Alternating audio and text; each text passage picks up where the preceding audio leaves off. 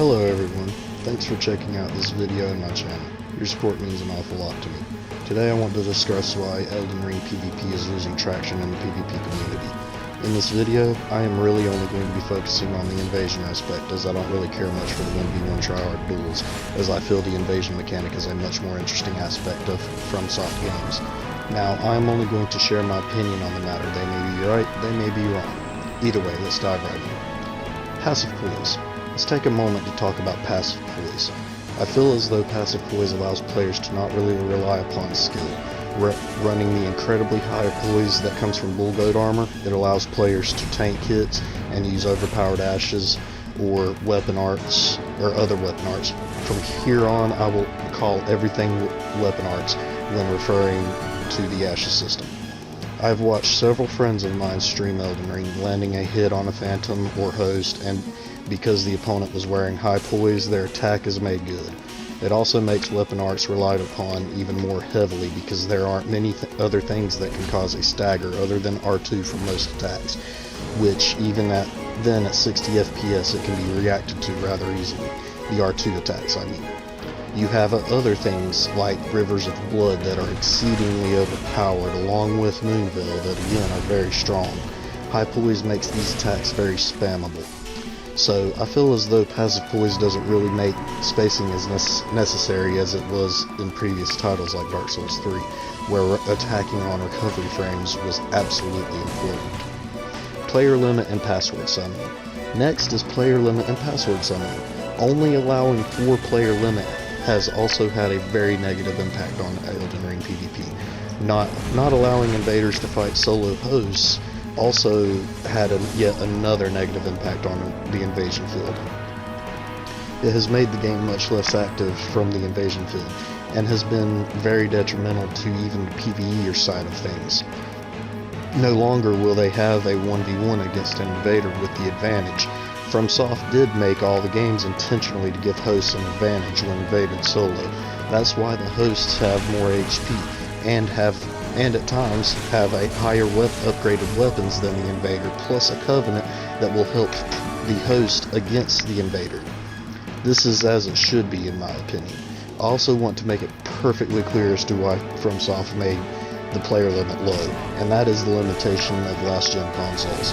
Last-gen consoles cannot run Elden Ring optimally, so any more players being in the same world would most likely crash one or more of the players in game. In Elden Ring, the enemy mobs being able to hit the invader, not target, but hit, makes the invader have to really be on his A-game in order to defeat the host. Password summoning phantoms is a good and bad mechanic in my opinion. The reason why is the nerf on the overleveled phantoms is nowhere near harsh enough though. It never has been. I believe I Am Amish said in a video a long time ago that Overleveled should have the exact same build as their host. I actually truly believe that statement. In Dark Souls 3 there was a glitch that allowed a phantom to be summoned without a nerf. As invaders we called it the unskilled glitch. It is nothing more than cheating, as a meta build 125 has to fight someone that is level 802 when they are in a 125 world without a nerf, or even lower level. Well, in Elden Ring, an overleveled phantom has a nerf icon, but there's literally no nerf on the overleveled phantom. I think a buddy of mine tested it a while back and only noticed 150 HP difference and about 20 attack power, which is nowhere near enough. So example, a level 60 plus 12 invader would be fighting a 125 plus 25 phantom without a nerf, making it incredibly unbalanced. This makes it so that all password summon phantoms are essentially unskilled. Balance issues. While I think the Ashes system is a unique aspect, it still has several balancing issues. It should not be possible to equip Bloodhound Step onto an Ultra Great or Colossal weapon. Crouching Ultra Great Sword attacks, it should not be nowhere near as fast as it is. Weapon arts are entirely way too overpowered. I touched on the subject earlier but wanted to revisit how entirely overpowered weapon arts really are. Also, some of the balance changes in recent patches has completely thrown it off even more. Previously, the Ice Spear was able to counter Fingerprint Shield thrust weapon setup, in that it went through the shield. That is no longer possible. In another patch, they even increased the effectiveness of shields. It's almost as if FromSoft wants everyone to just use a shield, which also doesn't promote build variety that was found in previous renditions.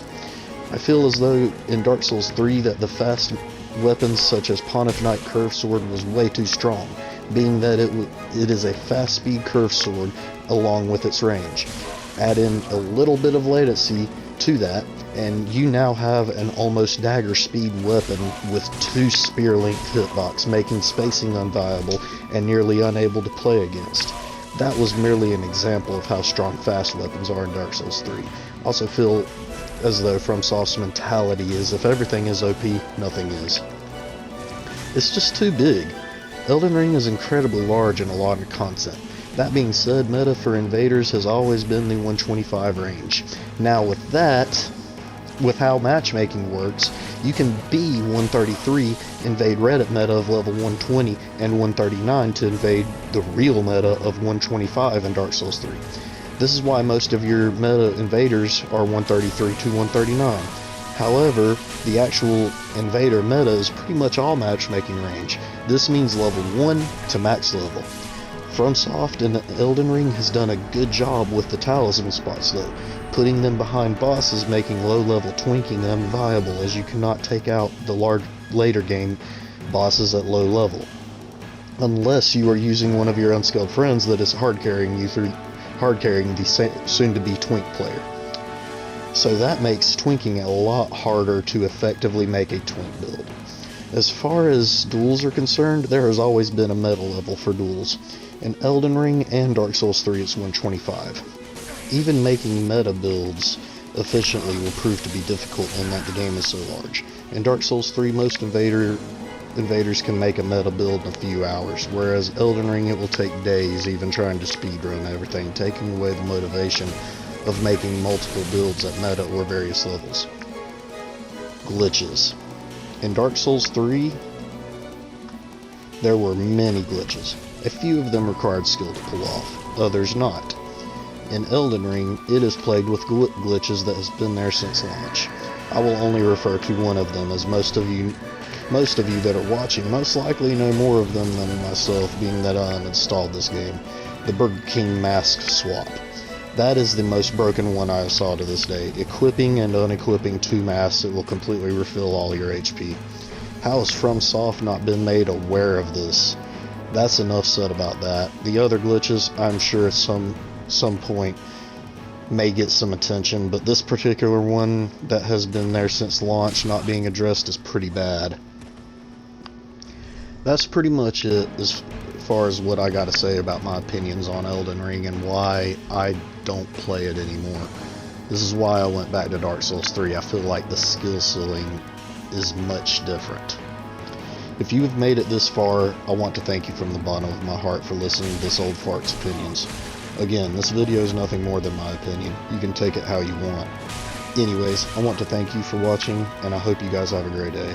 If you like this video, agree with some or all of my points, or even disagree with everything I said, feel free to leave a thumbs down, thumbs up, or in the unlikely event, subscribe to my channel. Again, thanks everyone. And I do hope you enjoy the rest of the video.